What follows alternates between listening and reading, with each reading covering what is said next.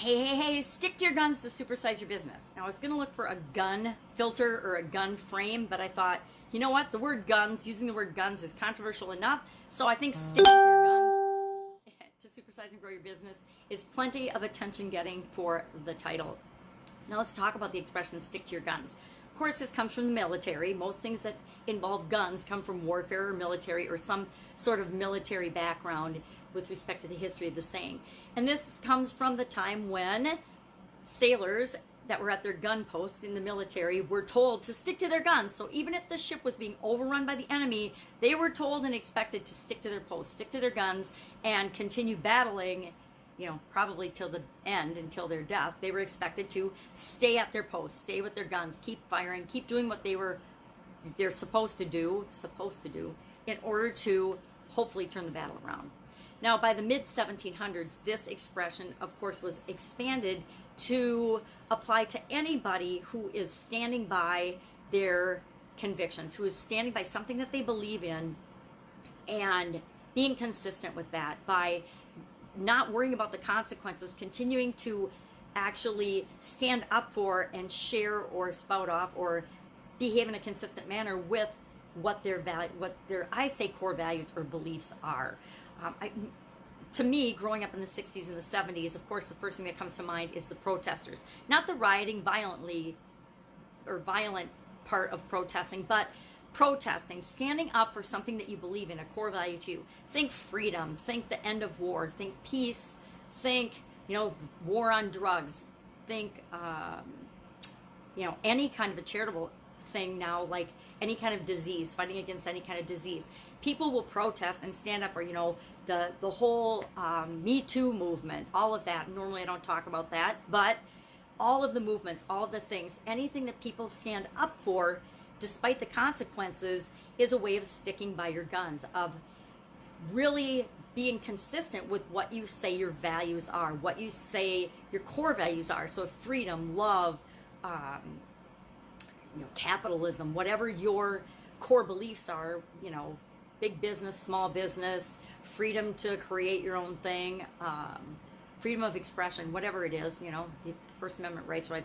Freedom of life, liberty, and the pursuit of happiness, always good core values.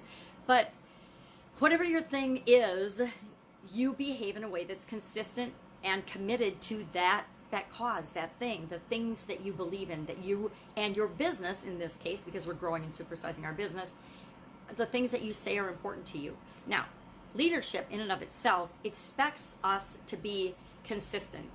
It expects us to behave in a way that people will know and trust that they can expect how we're going to behave. Now, they don't have to agree with it. They don't have to agree with it, but we're consistent in terms of they know what to expect from us. A confused mind says no, not only with the people that we serve, our customers and our potential customers, but especially with the people that work with us, our partners, our employees. We have to set the example and let them know what to expect. And we do that by sticking to our guns, by being consistent, by letting them know and communicating what we stand for. And again, they don't have to agree, they just have to understand where we're coming from. A lot of times we'll see protests and we'll see things going on in the world that we don't agree with, but you gotta step back and admire people's conviction. Admire the lengths that they'll go to support things that they believe in. Every nonprofit, every charitable institution is backed by people that have strong convictions and strong belief in the cause or the thing that they're standing up for. And we need to be willing to do that. We need to be willing to stand up for what we believe in, but then we also need to be consistent and stick to our guns on that. Just because we get people hating on us or telling us that we're wrong doesn't mean we cave in and we stop doing what it is that we're doing. If we do, we're not going to be in business very long, that's for sure. Because there's always going to be a group of people that love us and a group of people that hate us.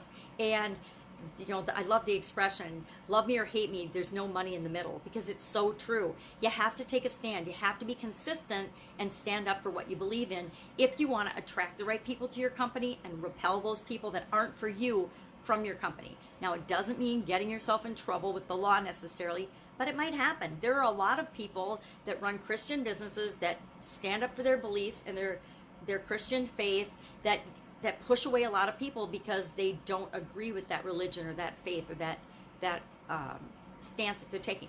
Same thing happens with politics in our businesses. If you take a strong political stance because that's right for you, more power to you, but understand that that will repel a large part of the population. Now, if you're cool with that, awesome, do that, be you. But if you're not, understand that maybe there's certain things that you don't have to be vocal about. You don't have to stand up for, because there are consequences to everything that we do and say.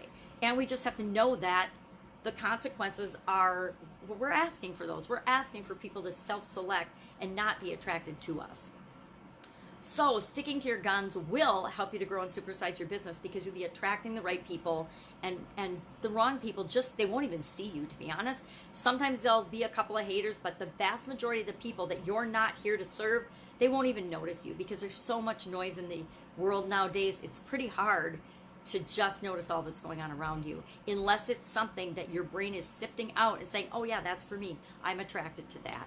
So focus on the attributes and the things that you want and the ways you want to serve people that are in alignment with who you are, the business you're building, and who your business is, and be consistent with that. Stick to your guns, knowing that, yep, you're going to lose some customers, because guess what? None of our businesses are for everybody, and we don't want it to be anyway. So work with the customers that are easy to work with, the ones you love to work with, and watch how fast your business grows and how much happy you are running and leading that business.